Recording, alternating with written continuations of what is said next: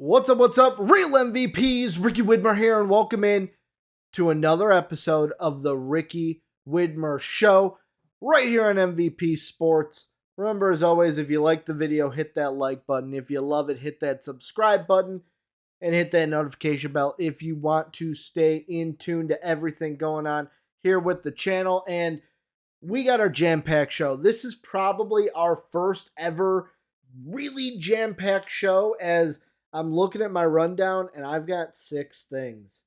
And usually I have not had 6 things to talk about. So I'm going to try to get through all of it in the time that I want to keep these videos to, so it's not that long. So let's get into it and start off with baseball. This week has been baseball, because the winter meetings went through. They ended today. There's still going to be signings going on, but this is kind of where all the chatter goes, where all the kind of signings happen, and I just got to give it to you. Congratulations to the New York Yankees. I hate the Yankees. I always will hate the Yankees. They are the evil empire to me, but I got to give kudos where kudos are due, as you keep your guy in-house. Aaron Judge, I almost said Aaron Rodgers for some reason. Aaron Judge signing a 9-year, $40 million per year contract.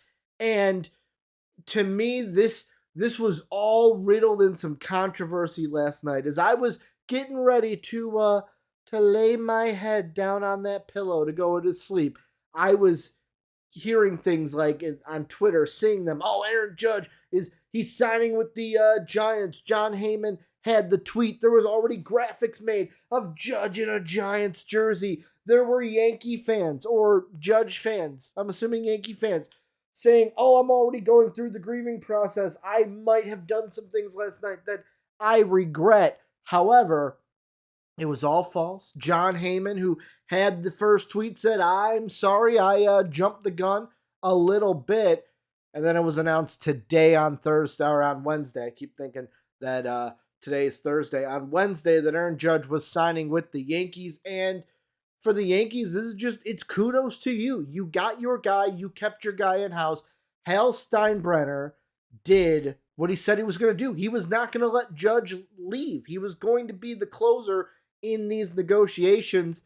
Hal Steinbrenner doing what his daddy do and keeping this talent in-house for the Yankees, not letting it walk away.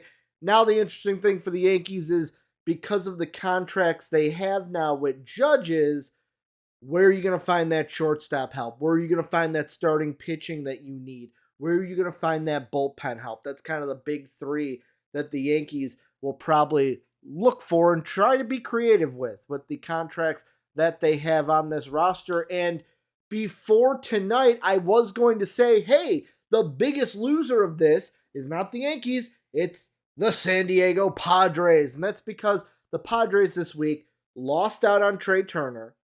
They then lose Josh Bell to the Cleveland Guardians, and now they lose out on the Aaron Judge sweepstakes. However, moments before I was going to record this, the Padres got a big signing, as Xander Bogaerts, he has signed an 11-year deal worth $25.5 million per year.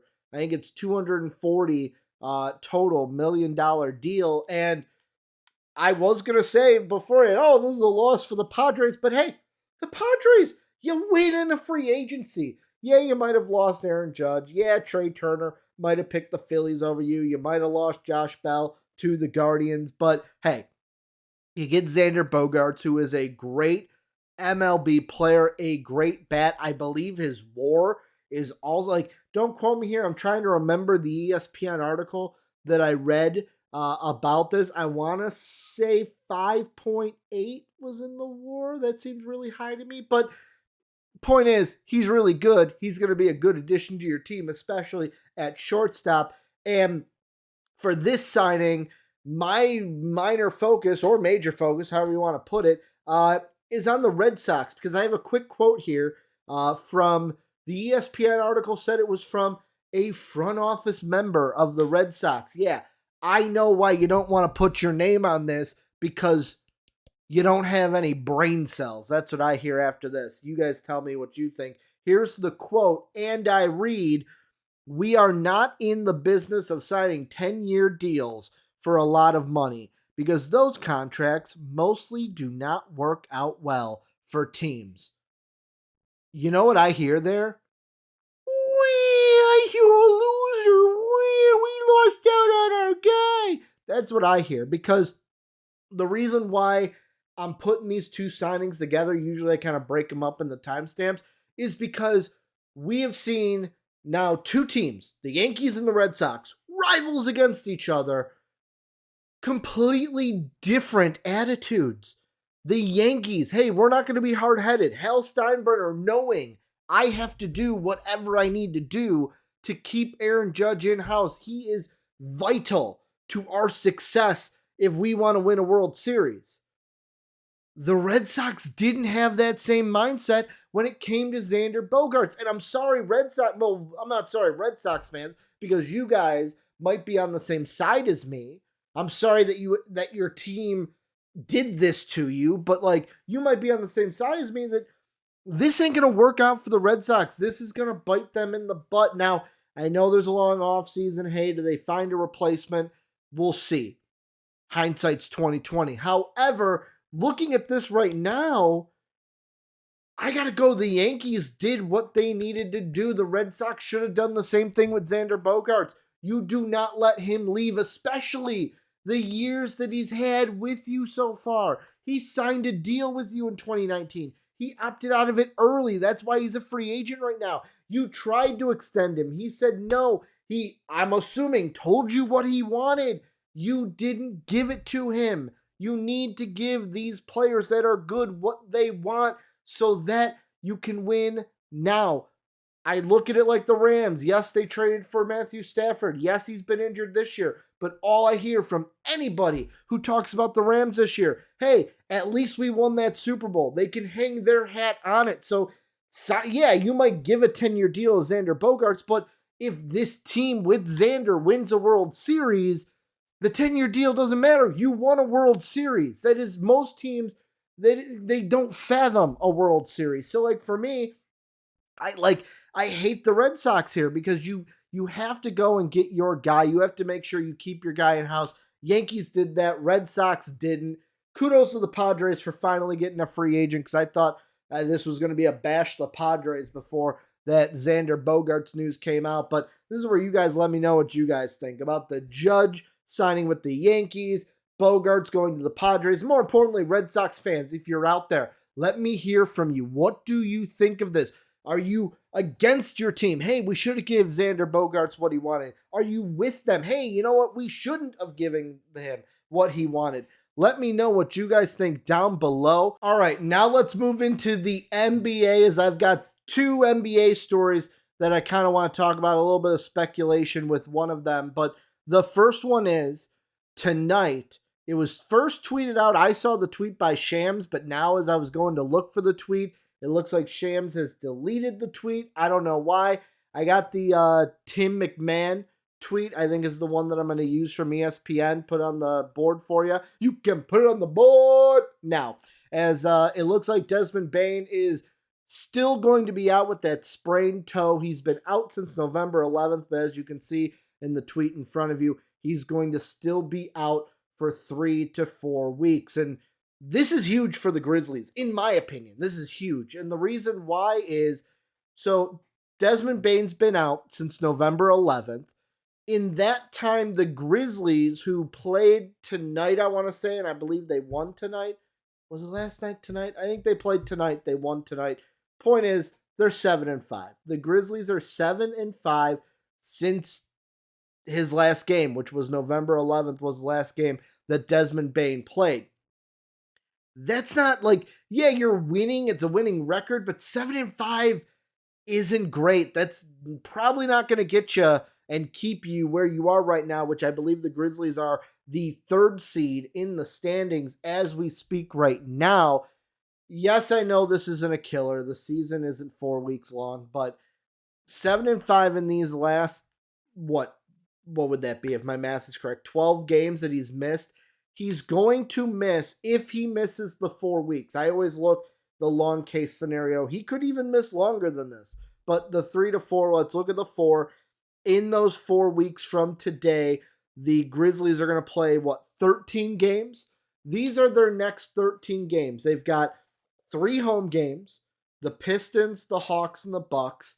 Should beat the Pistons. Hawks is a toss-up depending on what Hawks team you get. Bucks might be a loss. And yet again, grain of salt, we don't know who's going to be resting these days, who's going to be out. The NBA is now who's taking rest, who's playing, who's not. So none of these are for sure, obviously. But those 3, you might be looking 1-2, 2-1. That Hawks game flips it for me. Then you got 4 road games. You've got at the Thunder, which should be a win, but the Thunder have played teams close this year. At the Nuggets, which could be a loss on your schedule.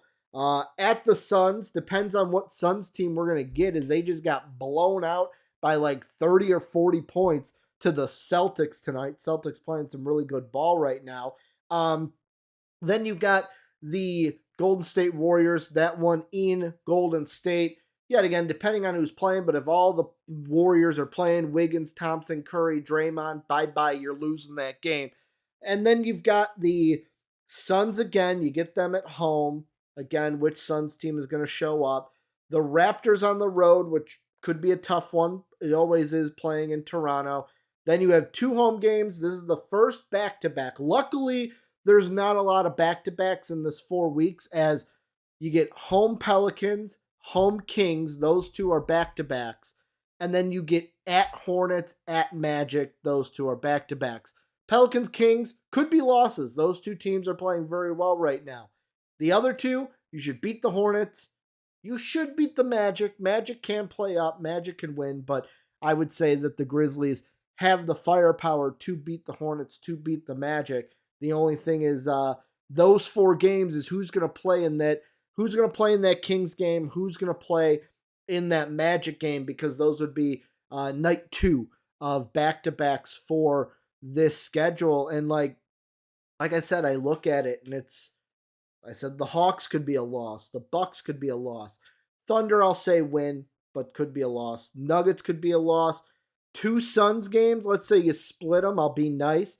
Warriors, Pelicans, Kings, it's 7 losses right there. If you lose 7 of the 13, that ain't good. Now, like I said, a lot of these, the NBA is not as clear-cut black and white as it used to be. The Grizzlies are a good team, but you need Desmond Bane back out there. He is your second leading scorer. He is a more efficient scorer than Dillon Brooks is. You need him out there putting up shots, and not Dillon Brooks, because Dillon Brooks is just chucking them at this point, not doing enough scoring that Desmond Bane was. So we'll see how the Grizzlies go in this, but Grizzlies fans, I want to hear from you. Let me know what you think down below. How big of a blow is this? Am I overblowing this situation? Is it not that big of a deal? Let me know what you guys think in that comment section. And let's move on into the other NBA topic that I have for today. A little speculation going on, a little bit of trade rumors, and this one revolving around Kyle Kuzma. Will the Wizards trade Kyle Kuzma by the trade deadline? You're seeing it all over Twitter because I saw it tonight. Oh, there's all these like rumor accounts. Oh, the Wizards are going to trade Kyle Kuzma by the trade deadline. Oh, this is going to happen. Let's break it down a little bit. So the reason why the Kyle Kuzma trade rumors are popping off is because 2 teams, so the Athletic has said a couple teams, 2 teams have been named, the Suns and the Hawks, being teams that have interest in Kyle Kuzma. The main person for each team that the Wizards would be looking for, the Hawks have John Collins, who the Wizards would really like. The Suns have Jay Crowder, who the Suns would also like, or not the Suns, the Wizards would also like. So I look at this, and John Collins is the big prize. Like, that to me, out of the 2, is the number 1 target for the Wizards in my mind. If somehow that bridge burns, maybe they change their direction over to Jay Crowder, or if the Hawks ask for too much and the Wizards are like, hey, we can keep Kyle Kuzma and still get Jay Crowder. That's the way I think this is going to go. I do not think, right now I am on the bandwagon of the Wizards do not trade Kyle Kuzma. And the reason why I say that, I have a quote here. It's from The Athletic. Tommy Shepard, GM of the Wizards, talked to The Athletic, and he said this: "We've had great respect for Kyle since he's been in the league.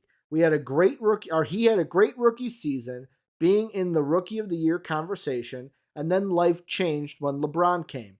So when the trade happened, it allowed Kyle the opportunity to join our program, have a bigger role, start for us, and he has been outstanding." End quote. And Kyle Kuzma also sat down, did a one-on-one interview. You can check it out at The Athletic. It's a great read.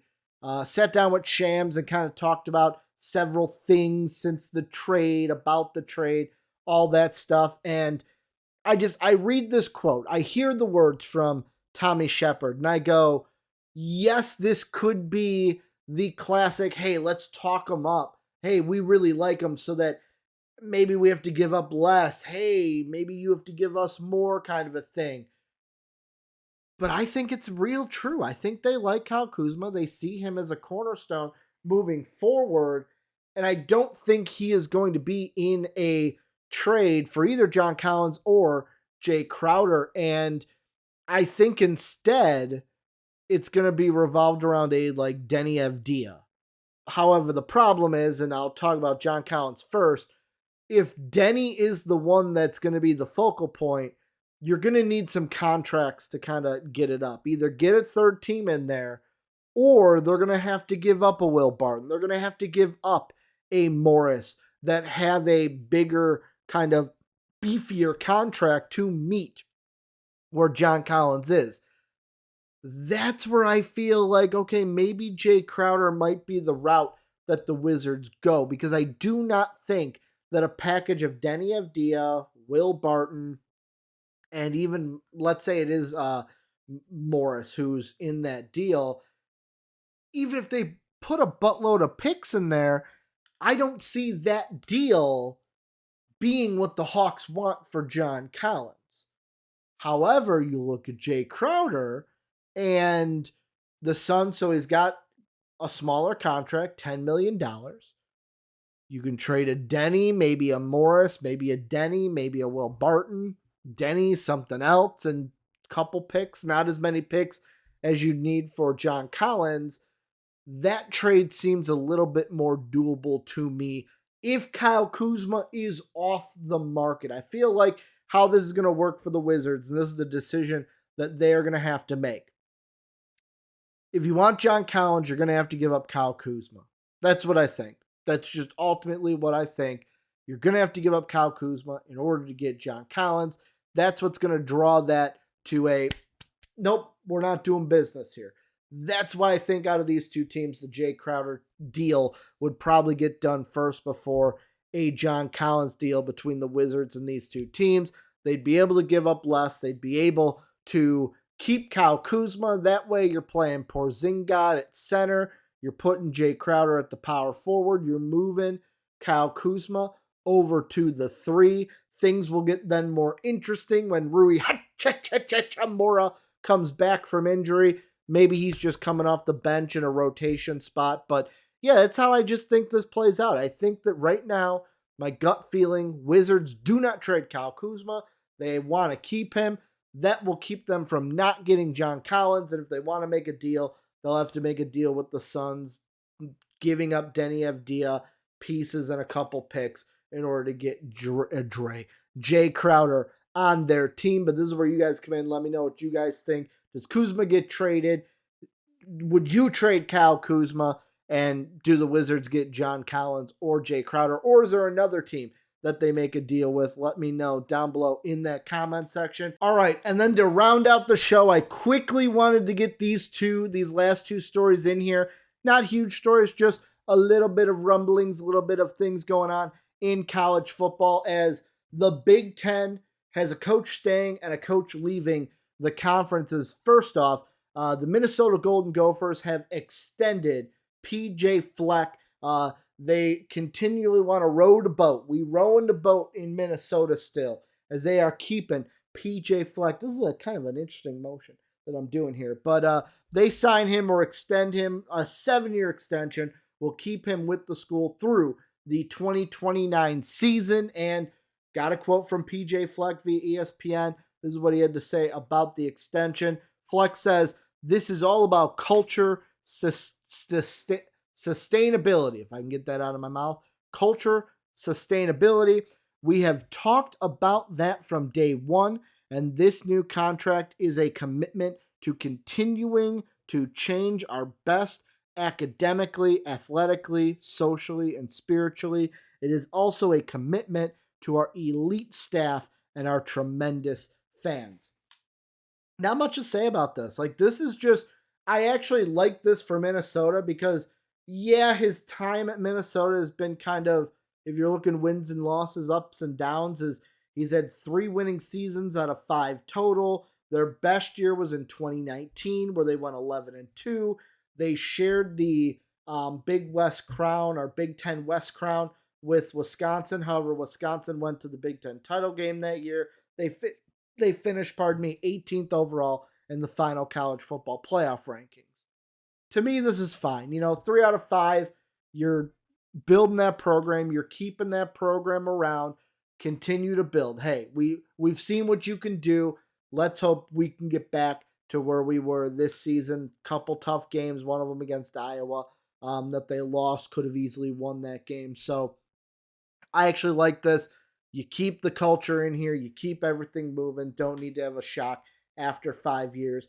The other news that is coming out of Purdue, and this makes me happy as an Illinois Fighting Illini fan, Jeff Brohm, the Purdue head coach, is leaving the Purdue Boilermakers. He is going to the Louisville Cardinals. First off, easy decision. Well, I shouldn't say easy decision for him, but he is going back to coach his alma mater. So, of course, he's probably feeling very nostalgic. Hey, a dream job for most people to go coach, or if, like, I know in like the real world, hey, I went to school to become a teacher. Oh my God, I can teach at my old high school or my old elementary school. Yeah, it's probably a dream job for him. So that's why I say easy decision when it's not an easy decision at all. And this one's, I'm happy as an Illinois fan because, Purdue has beaten us the last couple of years, and maybe the coach they bring in, Brett Bielema, can get the upper hand against, and we can start going to Big Ten title games and losing to Michigan instead of Purdue, and I can see my Fighting Illini on the bigger stage. That would be amazing because this year was amazing. But yeah, I mean, looking at his time, he gets a 6-year deal, $35 million deal from the Louisville Cardinals. His time at Purdue, he had 4 winning seasons over 6 total. This year was his best year at Purdue. They went 8-4. They won the Big Ten West. They went to the Big Ten title game. They're going to have a bowl game. I believe they're in the Citrus Bowl. His younger brother is going to stay on from the coaching staff to coach that bowl game. And I just look at this, and Jeff Brohm is stepping into a situation where he's got to turn around a Louisville program that really hasn't been good since Lamar Jackson has been there. Like in my notes here, they haven't had a winning season since 2019. That was Scott Scatterfield, if I could say his name right. That was his first season with the Cardinals.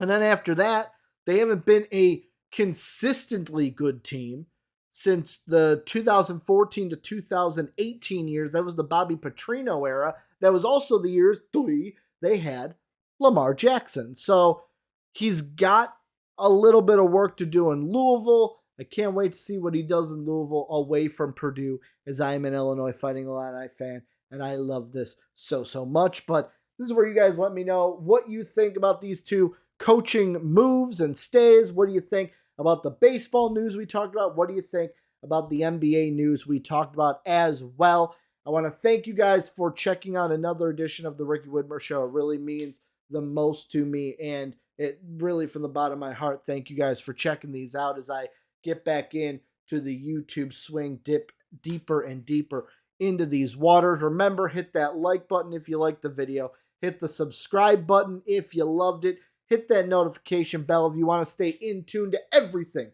going on here at MVP. I will see you tomorrow to wrap up the week. And as always, have a good day, everybody.